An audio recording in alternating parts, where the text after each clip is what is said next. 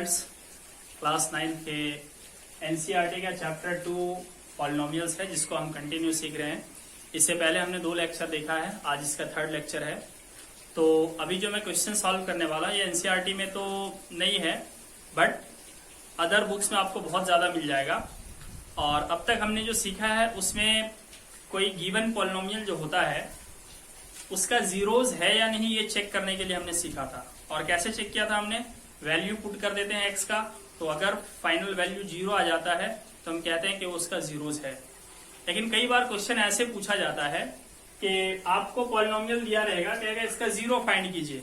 तो कल हमने सीखा था 0 फाइंड करने के लिए लीनियर पॉलिनोमियल का, ठीक। अब कभी लीनियर पॉलिनोमियल नहीं हो सकता है, जैसे यहाँ पे देखिए क्यूबिक पॉलिनोमियल है। क्यूबिक क्यों? क्योंकि एक्स का यानी कि वेरिएबल का जो हाईएस्ट पावर है, जो एक्सपोनेंट है ना, एक्सपोनेंट को ही पावर भी कहते हैं, इसका पावर 3 है। और जब किसी वेरिएबल का हाईएस्ट पावर 3 हो तो उसकी डिग्री 3 होती है, और डिग्री 3 होती है तो उसे हम क्या कहते हैं, क्यूबिक पॉलिनोमियल। तो यहाँ पर जो सवाल है वो ये है कि find the integral roots of the polynomial. इस पॉलिनोमियल का इंटीग्रल रूट मालूम करना है, यानी कि इसका रूट हमें जानना है, यानी कि एक्स का कौन सा वैल्यू हम इसमें रख दें कि ये 0 हो जाएगा।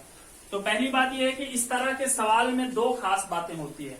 इस तरह के सवाल में जो भी कॉफिशिएंट होंगे, जैसे देखिए एक्स क्यूब का कॉफिशिएंट यहाँ पे कितना है, कुछ नहीं है, तो समझ लेना यहाँ पे 1 है, ठीक। एक्स स्क्वायर का कॉफिशिएंट कितना है, -6, और एक्स का कॉफिशिएंट कितना है, +11, और 6 तो कांस्टेंट टर्म है, ठीक। तो जितने भी यहाँ पे कॉफिशिएंट्स है वो सब के सब क्या है, इंटीजर है, फ्रैक्शन नहीं होना चाहिए। जैसे 2/3 एक्स, ऐसा नहीं होना चाहिए, एक्स के पहले फ्रैक्शन नहीं होना चाहिए, इंटीजर होना चाहिए पूरा पूरा। तो इस तरह के सवालों में आपको इंटीजर ही मिलेगा, और तभी आपको निकालने के लिए रहेगा इंटीग्रल रूट्स, ठीक। और जो लीडिंग कॉफिशिएंट होता है, लीडिंग कॉफिशिएंट मतलब शुरू में जो कॉफिशिएंट रहेगा उसको हम बोलते हैं लीडिंग कॉफिशिएंट, यानी कि हाईएस्ट पावर वाले का कॉफिशिएंट। तो हाईएस्ट पावर तो यहाँ 3 है, तो इसका कॉफिशिएंट 1 है। तो हाईएस्ट पावर वाले का कॉफिशिएंट को हम लीडिंग कॉफिशिएंट कहते हैं। और जब भी लीडिंग कॉफिशिएंट आपका 1 रहेगा तो आपको सॉल्व करना रहेगा कि इंटीग्रल रूट इसका मालूम कीजिए। देखिए इस क्वेश्चन को हम कैसे सॉल्व करते हैं हम लोग, ठीक है।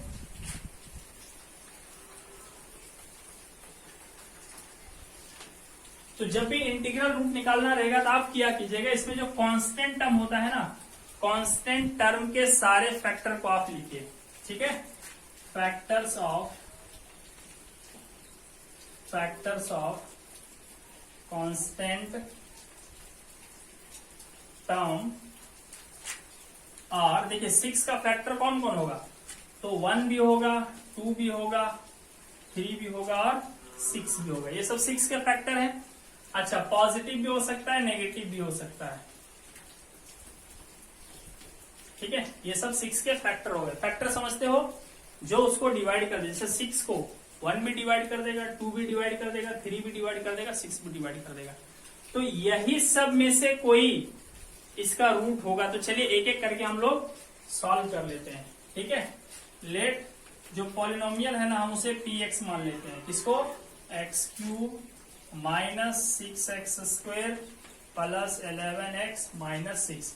अब हम क्या करते हैं, यहाँ पे जो फैक्टर्स है कांस्टेंट टर्म का, है ना, फैक्टर्स ऑफ कांस्टेंट टर्म यहाँ पे लिख दीजिए, -6 है। तो -6 के जो फैक्टर है वो ये सब है। तो इन्हीं में से सबका वैल्यू एक एक करके चेक करना रहेगा। तो अब हम x की जगह पे क्या +1 ले लेते हैं। तो देखिए क्या हो जाएगा, ये 1 का क्यूब -6 × 1 का स्क्वायर 11 × 1 - 6। इसे आप सॉल्व कीजिएगा, 1 - 6 + 11 - 6। तो +11 और 1 12 हो गया, और -6 - 6 -12 आ गया 0 आ गया। इसका मतलब 1 क्या है, इसका 0 है, यानी कि इसका रूट है। रूट का ही दूसरा नाम क्या होता है, जीरोज भी होता है। तो एक 0 मिल गया, कौन, 1। अब दूसरा देखिए, इसका एक और -1 भी है, तो -1 भी चेक कर लीजिए, p-1 चेक कर लीजिए।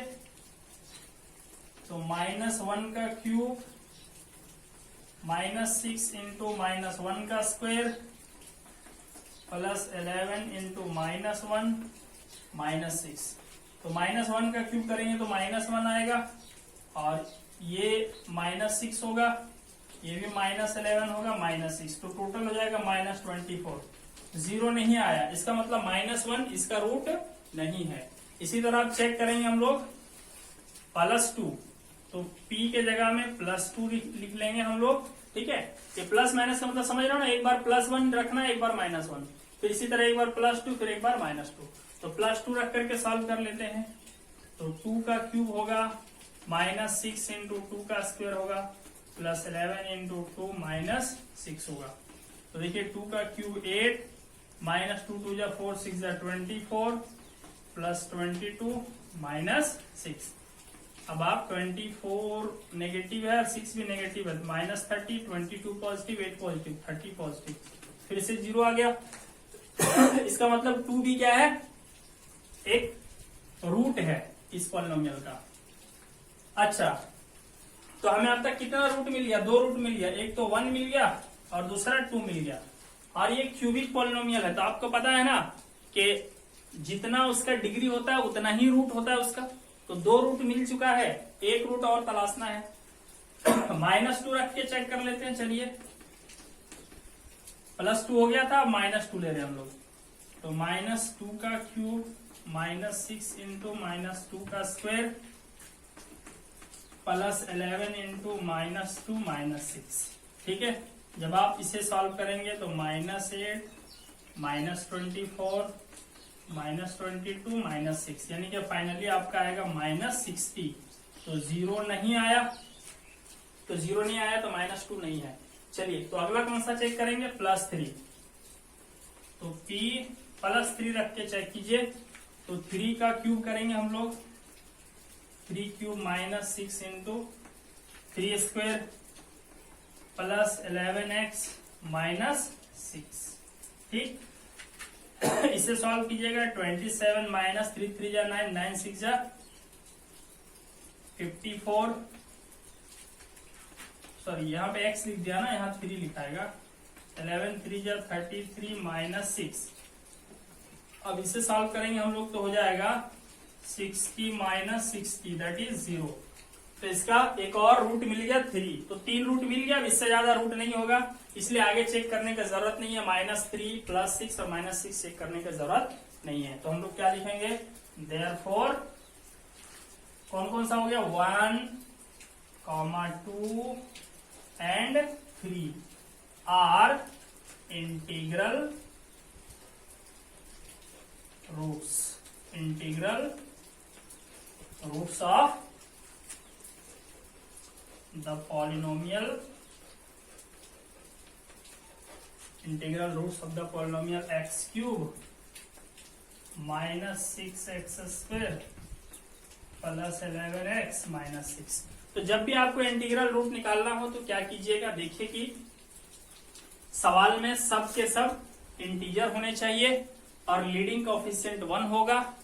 तो आप कांस्टेंट ले लीजिएगा, कांस्टेंट कौन सा है वो ढूंढ लीजिए और उसके सभी फैक्टर को लिखिए, और फैक्टर के ही वैल्यू को x के जगह में एक एक करके बैठाते जाइए, जहां जहां 0 चला आएगा वो उसका इंटीग्रल रूट्स हो जाएगा, ठीक है।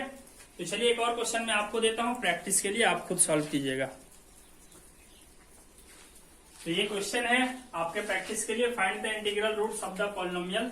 जो हमने भी सॉल्व किया था बिल्कुल सेम वही क्वेश्चन है, साइन अलग है, ठीक है।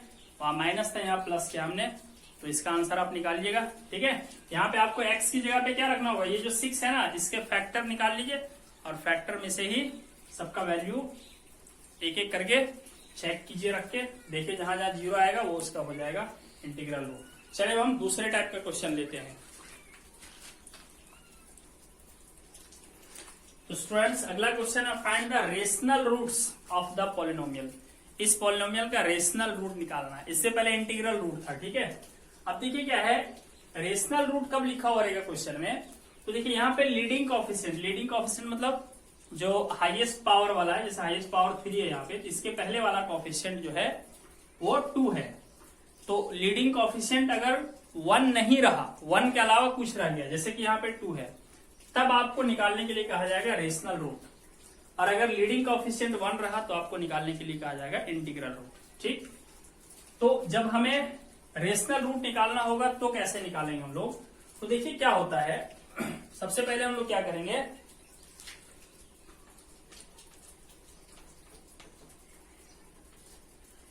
जो कांस्टेंट टर्म है, कांस्टेंट टर्म किसको कहते हैं?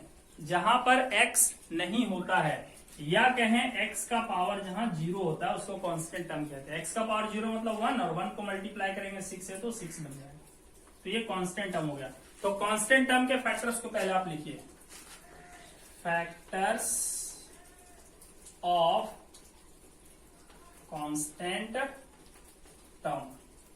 ठीक, कांस्टेंट टर्म यहाँ पे -6 है, इसके फैक्टर्स कौन कौन है? देखिए, एक तो होगा +1, फिर होगा -1, तो उसको प्लस माइनस 1 एक साथ लिख देते हैं, फिर होगा +-2, +-3, और फिर होने वाला आपका यहाँ पे +-6। उसके बाद लीडिंग कोएफिशिएंट का फैक्टर लिखिए। ठीक है, फैक्टर्स ऑफ लीडिंग कोएफिशिएंट, यानी कि 2 का फैक्टर। तो 2 का फैक्टर यहाँ पे कौन कौन होने वाला है? सिर्फ 1 और 2 होने वाला है। ठीक, अब हम लोग क्या करेंगे, ये सबको ये सबको हम न्यूमरेटर बनाएंगे और ये सबको डिनोमिनेटर बनाएंगे। ठीक है, तो देखिए हमें क्या क्या नंबर मिलने वाला है। देखिए, +-1 को 1 से डिवाइड करेंगे तो +-1 ही मिलेगा। ठीक, अच्छा, +-2 को अगर हम 1 से डिवाइड करें, यानी कि डिनोमिनेटर इसको बना दें और इससे डिवाइड करेंगे तो फिर से हमें +-2 ही मिलने वाला है। फिर हम +-3 को 1 से डिवाइड करें तो हमें +-3 ही मिलने वाला है, फिर +-6 ही मिलने वाला है। ठीक, तो एक बार हमने सब जगह डिनोमिनेटर किसको रखा? 1 को, तो 1 को डिनोमिनेटर रखने से कोई फर्क नहीं पड़ता। और क्या करेंगे, अब हम 2 को रखेंगे, तो देखिए +-1 न्यूमरेटर और 2 बन जाएगा डिनोमिनेटर। फिर इसी तरह +-, देखिए 2 है न्यूमरेटर और डिनोमिनेटर भी 2 कट के +-1 हो जाएगा, जो कि यहाँ हो चुका है। ठीक, अब देखिए +-3 है और डिनोमिनेटर हमारा 2 हो जाएगा। फिर इसी तरह से +-6 है और इसके नीचे हम डिनोमिनेटर 2 लगाएंगे तो ये कट के फिर से कितना हो जाएगा? +-3 हो जाएगा, जो कि हमारा हो चुका है। तो कुल मिला के इतना तरह का हमें नंबर मिलेगा। अब सबको हमें एक एक करके चेक करना पड़ेगा। ठीक है, तो पहले उस पॉलिनोमियल को मान लीजिए, let px equal to 2x³ plus 3x² -11x -6।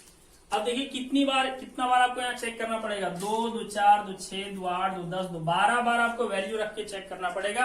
लेकिन 12 बार वैल्यू रखोगे, लेकिन आप चूंकि ये क्यूबिक पॉलिनोमियल है, सॉल्यूशन 3 ही मिलेगा।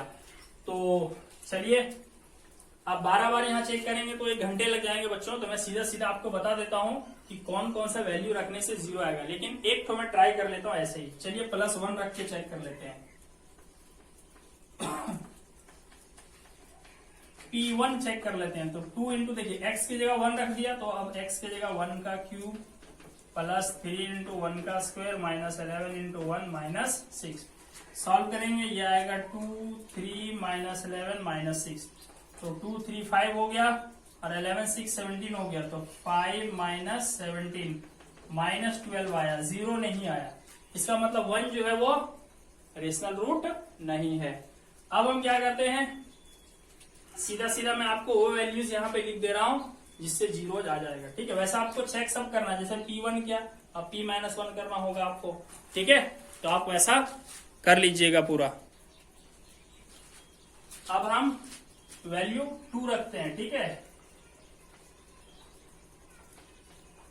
तो जब 2 रखेंगे तो देखिए क्या हो जाएगा, 2 इंटू 2 का क्यूब +3 इंटू 3 का स्क्वायर -11 इंटू 2 -6। तो इसको सॉल्व करेंगे तो क्या आएगा, 2, 2 जा 4, 4, 2 जा 8, 2 जा 16, +3, 3 जा 9, 9, 3 जा 27, -11, 2 जा 22, -6। तो देखिए 16 और 27 को आप ऐड कीजिए तो कितना मिलेगा, सॉरी यहाँ पे तो 3 होगा ना, 11 इंटू, सॉरी यहाँ पे तो ठीक था 2, यहाँ 2 का स्क्वायर होगा क्योंकि x स्क्वायर है ना 3x स्क्वायर, और x के जगह पर हमने 2 रखा है। ठीक, तो 2 2 4 4 3 12, तो 12 और 16 जब ऐड करेंगे तो हो जाएगा 28। फिर इसी तरह -22 और -6 -28 आ गया 0। इसका मतलब एक रूट इसका 2 आ गया। फिर इसी तरह क्या करेंगे, -2 रख के चेक करोगे तो उसमें नहीं आएगा, फिर +3 रख के चेक करोगे, ठीक है, तो भी नहीं आएगा, -3 तो भी नहीं आएगा, एक आएगा आपका -12 जब आप रखोगे तब आएगा। चलिए उसको हम चेक कर लेते हैं, p -12, ठीक है, ये -12 एक बार रख के देख लेते हैं हम लोग। तो 2 इंटू एक्स का क्यूब है तो -12 का क्यूब कर देंगे, ठीक, प्लस 3 इंटू एक्स का स्क्वायर है तो -12 का स्क्वायर, -11 इंटू -12 -6। चलिए माइनस का क्यूब माइनस होता है और 2 का क्यूब 8, यानी कि 2/8 प्लस, देखिए माइनस का स्क्वायर प्लस होता है तो 3/4। अब ये माइनस इंटू माइनस प्लस हो जाएगा 11/2 -6, ठीक। 8 4 और 2 का जब एलसीएम लेंगे तो 8 आएगा, तो ये हो जाएगा -2 4 2 जा 8 तो 3 2 जा 6 प्लस 2 4 जा 8 तो 11 4 जा 44। अब यहाँ पे हो जाएगा 8 6 जा 48, ठीक। तो देखिए 44 और 6 हो गया 50 पॉजिटिव, और -2 और -48 -50 हो गया /8, तो 50 -50 0/8, इसका मतलब 0 आ गया। इसका मतलब -12 भी क्या है, इसका एक रूट है।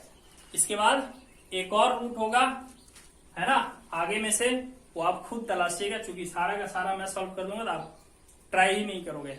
तो 2 रूट हमें मिल चुका है, कौन कौन सा, एक तो मिला है मुझे 2 और दूसरा रूट हमने निकाला है -12। इसी तरह ये सब में से कोई एक और होगा, सॉरी ये सब में से कोई एक और है जिसका वैल्यू रखेंगे हम तो वो 0 आएगा, वो आप तलाशिएगा। कोई भी हो सकता है ये सब में से, ठीक है, कोई भी हो सकता है। चलिए तो यहां पर हम रूट्स से रिलेटेड क्वेश्चंस को एंड करते हैं।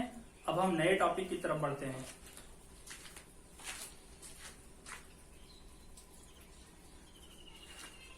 तो स्टूडेंट्स, पॉलिनोमियल चैप्टर का अगला टॉपिक हमारा रिमाइंडर थ्योरम, ठीक है। तो ये बहुत इंपॉर्टेंट टॉपिक है रिमाइंडर थ्योरम। जितने भी आर एस अग्रवाल और आर डी शर्मा के बुक हैं उनमें ज्यादातर क्वेश्चंस पॉलिनोमियल के यहीं से होते हैं और बच्चे इसमें ज्यादातर फंसते हैं। तो रिमाइंडर थ्योरम को समझने के लिए हमने इस क्वेश्चन को सेलेक्ट किया है, ठीक है। तो चलिए देखिए क्या है, बट इसके लिए आपको आना चाहिए कि एक पॉलिनोमियल से दूसरे पॉलिनोमियल को डिवाइड कैसे करते हैं, ये हम 8th क्लास में सीख चुके हैं। अगर आपको नहीं आता है तो फिर से सीख लीजिए, देखिए मैं आपको स्टेप वाइज बताऊंगा यहाँ पे, ठीक। तो चलिए रिमाइंडर थ्योरम समझने के लिए हम इस क्वेश्चन का हेल्प लेते हैं, ठीक है। ठीक है, सवाल क्या, find the remainder when this is divided by this. जब हम इस पॉलिनोमियल को इस पॉलिनोमियल से डिवाइड करेंगे तो रिमाइंडर कितना आएगा ये हमें बताना है। तो रिमाइंडर थ्योरम से एक लाइन में आंसर आएगा, लेकिन पहले हम जो डिवाइड करने का मेथड है उससे निकालेंगे, ठीक। तो चलिए x -1 से डिवाइड करना है, किसको डिवाइड करना है, x raise to the power 4 -3x square plus 2x plus 5, ठीक।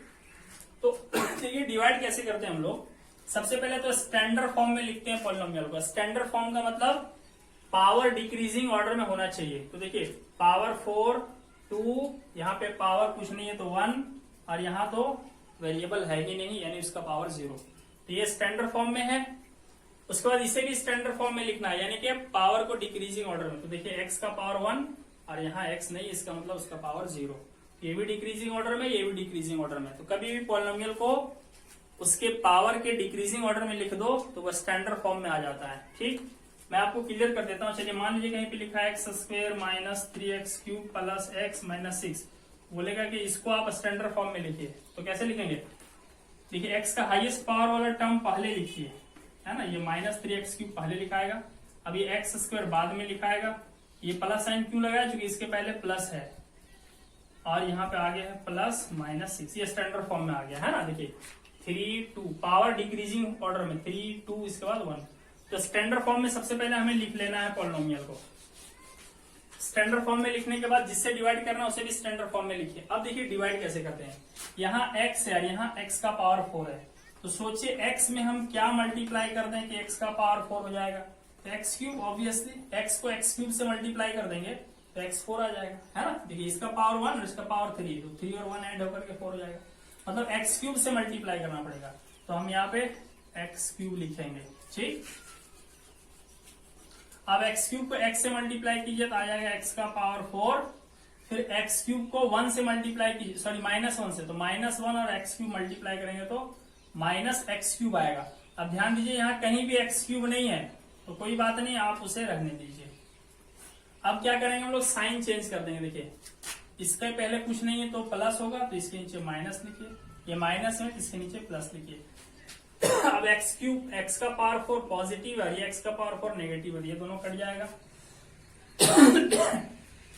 अब ये x³ है और कहीं x³ नहीं है, तो अब आप इसे अलग से लिखिए x³ प्लस में, और आगे है -3x², इसे उतार लीजिए, ठीक।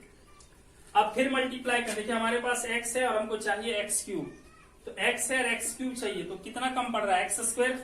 तो अब हम क्या करेंगे, प्लस x² से मल्टीप्लाई करेंगे। देखिए x² को x से मल्टीप्लाई करेंगे तो हो जाएगा x³, फिर x² को -1 से मल्टीप्लाई करेंगे तो हो जाएगा -x², फिर साइन चेंज करेंगे। देखिए यहाँ पे माइनस, यहाँ पे प्लस, क्योंकि ये प्लस था तो माइनस और ये माइनस है तो प्लस। अब x³ कट जाएगा।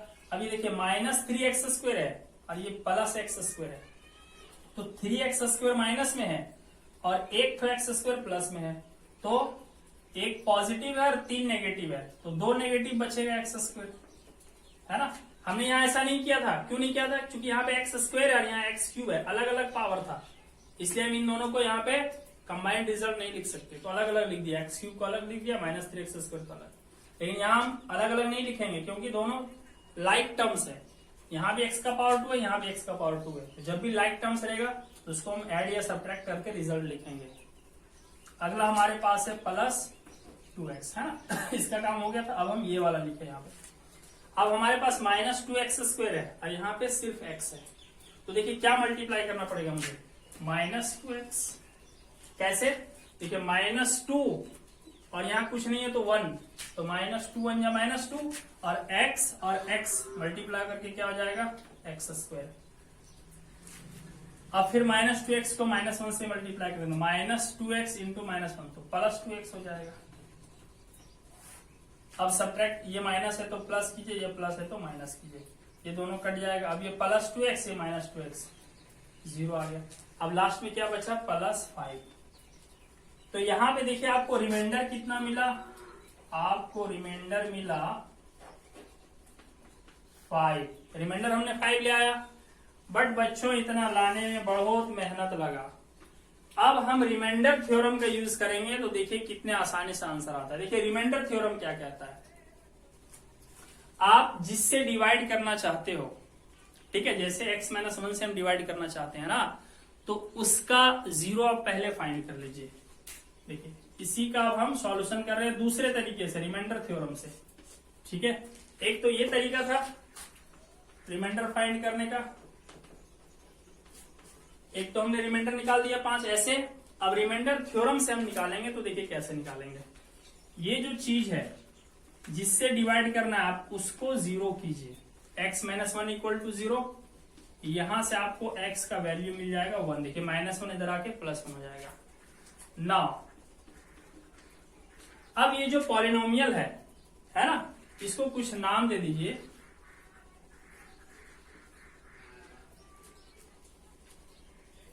यहां पे ले लीजिए, let x-1 = 0, this implies x = 1। Now let px = x का पावर 4 -3x² + 2x + 5। तो अब हम P1 निकालेंगे। 1 क्यों? क्योंकि x का वैल्यू 1 आया है, तो अब आप P1 निकालिए। तो P1 बराबर क्या होगा, देखिए x के जगह पर 1 रख देंगे तो x का पावर 4, तो यहाँ 1 का पावर 4 हो जाएगा, 3 इंटू 1 का स्क्वायर हो जाएगा, 2 इंटू 1 प्लस 5, 1 का पावर 1 माइनस 3 प्लस 2 प्लस 5। अब आप देखिए 5 2 7, 7 1 8, 8 माइनस 3, रिमाइंडर 5 आ गया। तो रिमाइंडर यहाँ पे कितना आ गया, इसलिए रिमाइंडर इक्वल टू कितना आ गया, 5। तो आप देख सकते हो कि ये आसान है या ये आसान है, तो ये आसान है ना। तो रिमाइंडर थ्योरम में हमें करना कुछ नहीं होता है, क्या करना होता है, जिससे हमें डिवाइड करना है उसका जीरो आप फाइंड कर लीजिए। कैसे जीरो फाइंड कर देंगे, इतना इक्वल टू 0 लिखिए और x बराबर कुछ आ जाएगा। x बराबर जो आएगा उसे आप पॉलिनोमियल में बैठा दीजिए, जो बचेगा वही रिमाइंडर होता है। ठीक है, तो अब हम इसका एक फॉर्मल डेफिनेशन लिखेंगे और इस पर बेस्ड कुछ क्वेश्चंस करेंगे।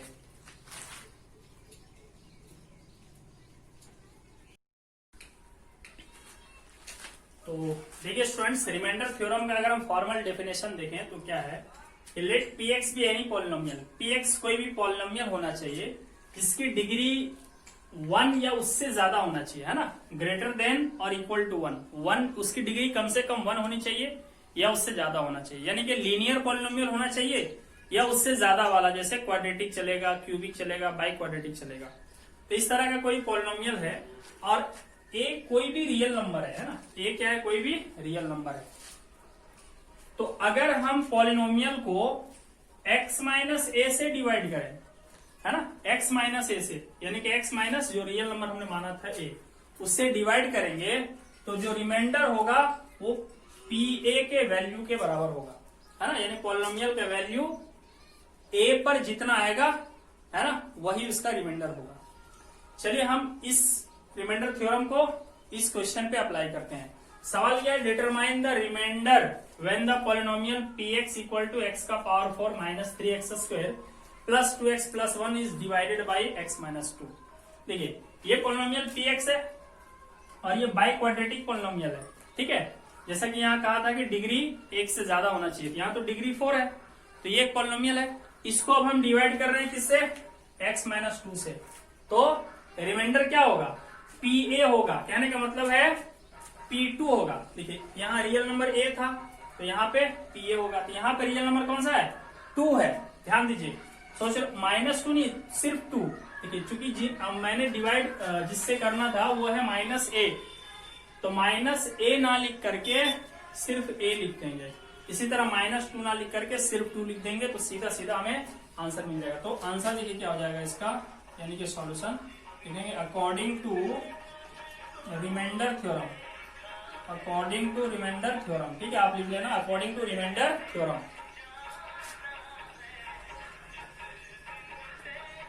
रिमाइंडर बराबर क्या हो जाएगा, सीधा लिख दीजिए p2, रिमाइंडर p2 हो जाएगा, यानी कि x के जगह पर 2 रख दीजिए, तो x का पावर 4 है तो सीधा हो जाएगा 2 का पावर 4। फिर आ गया माइनस 3x स्क्वायर, तो माइनस 3 इंटू 2 का स्क्वायर, फिर है प्लस 2x, तो लिखेंगे 2 इंटू 2, फिर है प्लस 1, तो 2 का पावर 4 का मतलब 16 हो गया, यहाँ 2 2 जा 4 3 जा 12 हो गया, प्लस 2 2 जा 4 प्लस 1, तो कितना हो गया 16 4 20 21, 21 माइनस 12 दैट इज 9। रिमाइंडर कितना आ गया 9, तो रिमाइंडर थ्योरम से 9 आ गया। अब आप यही काम ऐसे भी कर सकते थे, है ना, कौन सा, जो हमने पहले सीखा मेथड, x का power 4 minus 3x square plus 2x plus 1, इसको आप डिवाइड कर सकते थे x माइनस 2 से। इस तरीके से भी आप सॉल्व करके रिमाइंडर ला सकते थे 9, लेकिन ये काफी कॉम्प्लेक्स तरीका है। चलिए चेक कर लेते हैं 9 आता है या नहीं। यहाँ x का पावर 4 है, यहाँ x है, तो x का पावर 3 से मल्टीप्लाई करना पड़ेगा, एक्स क्यूब इंटू एक्स क्या हो गया, x का पावर 4, अब एक्स क्यूब इंटू माइनस 2 क्या हो गया, minus 2x cube. Sign change करते हैं, प्लस है तो माइनस, माइनस है तो प्लस। इसको अब देखिए 2x क्यूब है, 3x स्क्वायर है, लाइक टर्म नहीं है क्योंकि वेरिएबल का पावर अलग अलग है, इसे अलग अलग लिखना पड़ेगा। 2x क्यूब को अलग लिखिए, माइनस 3x स्क्वायर को अलग लिखिए। अब क्या करेंगे, फिर x से मल्टीप्लाई कीजिए, सॉरी 2x³ चाहिए हमें, तो 2x³ चाहिए और है हमारे पास सिर्फ x, तो 2x² से मल्टीप्लाई कर देंगे इसको हम लोग 2x²। ये हम लोग 8 क्लास में सीख चुके हैं, नहीं सीखे हो तो फिर से भी सीखो। 2x² और x को मल्टीप्लाई करेंगे तो हो जाएगा 2x³, फिर 2x² से -2 को मल्टीप्लाई कर देंगे तो हो जाएगा +4x²। अब आप साइन चेंज कीजिए, यहाँ प्लस है तो माइनस, प्लस है तो माइनस, ये कट जाएगा। अब देखिए 3x² नेगेटिव, 4x² भी नेगेटिव, तो 7x² हो जाएगा नेगेटिव में। अब आगे बचा है क्या, +2x, तो यहाँ हमारे पास -7x² है और यहाँ x है, तो -7x² लाने के लिए क्या करना पड़ेगा, हमें मल्टीप्लाई करना पड़ेगा माइनस, देखिए यहाँ जगह नहीं है इसलिए मैं इधर लिख रहा हूँ, -7x से मल्टीप्लाई करना पड़ेगा, तो -7x और x मल्टीप्लाई करके हो जाएगा -7x², और ये -7x और -2 मल्टीप्लाई करके देखिए माइनस माइनस प्लस, 7 2 जा 14x। ठीक, अब साइन चेंज कीजिए, माइनस है तो प्लस, प्लस है तो माइनस, ये कट जाएगा। अब 2x पॉजिटिव है, 14x नेगेटिव है, तो 14x नेगेटिव है, 2x पॉजिटिव है, तो 12x बचेगा नेगेटिव में। अब आगे बचा यहाँ पे +1। ठीक, तो हमारे पास यहाँ x है, यहाँ पे -12x है, तो -12 से मल्टीप्लाई करेंगे तो -12 इंटू x हो जाएगा -12x और -12 इंटू 2 +24। ठीक है, चलिए अब इसे हम सॉल्व करते हैं, तो ये साइन चेंज करेंगे तो प्लस हो जाएगा, ये प्लस है तो माइनस, ये कट जाएगा, यहाँ पे बचेगा -23, तो रिमाइंडर गड़बड़ हो गया, तो -23 आ गया, यहाँ पे 9 आ गया, कहीं मिस्टेक है, चलिए हम मिस्टेक ढूंढ लेते हैं।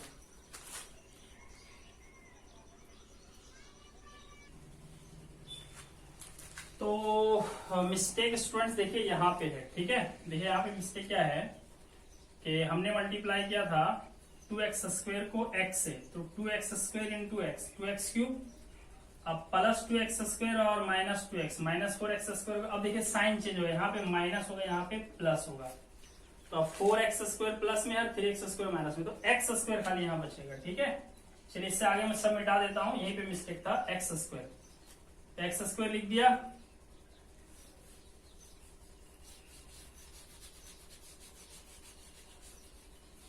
मिस्टेक यहाँ पे था, है ना, x² बचेगा। अब x² के बाद अगला टर्म हमारे पास क्या है, 2x, तो चलिए अब x है और यहाँ x² है, तो x से मल्टीप्लाई करते हैं। ठीक है, प्लस x से, तो x इंटू एक्स क्या हो गया, x² और x इंटू -2 क्या हो गया, -2x। साइन चेंज करेंगे, ये माइनस ये प्लस, ये दोनों कट जाएगा, तो +2x और +2x हो गया +4x। अब आगे बचा +1, हमारे पास यहाँ x है, यहाँ 4x मिल गया, तो +4 से मल्टीप्लाई कर देते हैं, तो देखिए 4 इंटू एक्स हो जाएगा 4x और 4 2 जा 8 बट माइनस में। अब साइन चेंज करेंगे, ये माइनस ये प्लस, ये कट जाएगा, तो +1 और +8 हो जाएगा +9। तो आप देख सकते हो जो हमारा ऑर्डिनरी मेथड है डिवीजन का, उससे भी 9 आया और रिमाइंडर थ्योरम से भी 9 आया, बट आप देख सकते हो कितना आसान होता है रिमाइंडर थ्योरम का यूज करने से। अब मैं एक और क्वेश्चन लूंगा, इसके बाद रिमाइंडर थ्योरम पर बहुत टाइप के क्वेश्चंस बनते हैं, कॉम्प्लेक्स क्वेश्चंस, जो हम अगले लेक्चर में देखेंगे। तो एक और क्वेश्चन आप सॉल्व कर लीजिए पहले यहाँ पे। तो क्वेश्चन है कि find the remainder when f(x) = x³ - 6x² + 2x - 4 is divided by gx = 3x - 1। तो आप ऑर्डिनरी मेथड से भी डिवाइड कर सकते हो, है ना, और उसको हमें और डिटेल से क्लास 10th में सीखना है, और क्लास 9th में हम रिमाइंडर थ्योरम से हम हमेशा रिमाइंडर निकालने का कोशिश करेंगे। ठीक है, तो सीधा सीधा हम यहाँ पे रिमाइंडर थ्योरम अप्लाई करेंगे। ठीक है, तो देखिए कैसे सॉल्व करेंगे। मैंने आपको क्या बताया कि जिससे डिवाइड करना हो पहले उसका 0 फाइंड कीजिए। ठीक, लेट डिवाइड हमें इससे करना है ना, gx से, तो gx = क्या है, 3x - 1 इक्वल टू आप इसे 0 कर दीजिए। अब आप देखिए 3x - 1 = 0, तो 3x बराबर क्या होगा, देखिए -1 उधर जाके +1 हो जाएगा, तो यहां से आप देख सकते हैं x = आपको मिलेगा 1/3। तो लिखेंगे according to remainder theorem, according to remainder theorem सीधा सीधा निकाल देंगे रिमाइंडर रिमाइंडर बराबर क्या हो जाएगा, ठीक है, एफ एक्स की जगह पर f1/3 आ जाएगा, ठीक है। तो f1/3 आ जाएगा, तो हो जाएगा 1/3 का क्यूब -6 इंटू 1/3 का स्क्वायर प्लस 2 इंटू 1/3 -4, ठीक है। हम इसे सॉल्व इसलिए करते हैं ना ताकि x इजीली निकल जाता है, बट कई बार डायरेक्ट पुट कर देते, जैसे हमको डिवाइड करना रहता है x -2 से, तो सीधा 2 पुट कर देते, x -5 रहता तो सीधा 5 पुट कर देते, x +2 रहता तो सीधा -2 पुट कर देते। क्यों? क्योंकि x +2 बराबर 0 करेंगे तो x बराबर -2 आ जाएगा। तो आप सॉल्व करके भी लिख सकते हो, और अगर आपका ब्रेन फास्ट काम करता है तो डायरेक्ट भी रख सकते हो, उससे कोई फर्क नहीं पड़ता, ठीक। तो हमने यहाँ सॉल्व कर लिया, x मिला, अब x का वैल्यू पुट कर दीजिए, रिमाइंडर मिल जाएगा। तो 1 का क्यूब 1, 3 का क्यूब 27 -6, 1 का स्क्वायर तो 1 ही हो जाएगा, 3 का स्क्वायर हो जाएगा 9 प्लस 2/3 -4।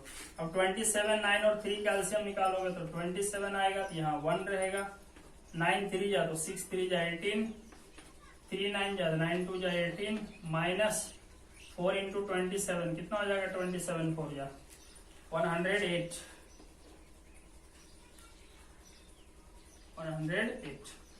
तो इसे आप जब सॉल्व करोगे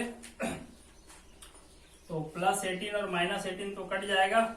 अब ये 1 है और उधर है -108, तो हो जाएगा -107/27, ये बचेगा रिमाइंडर।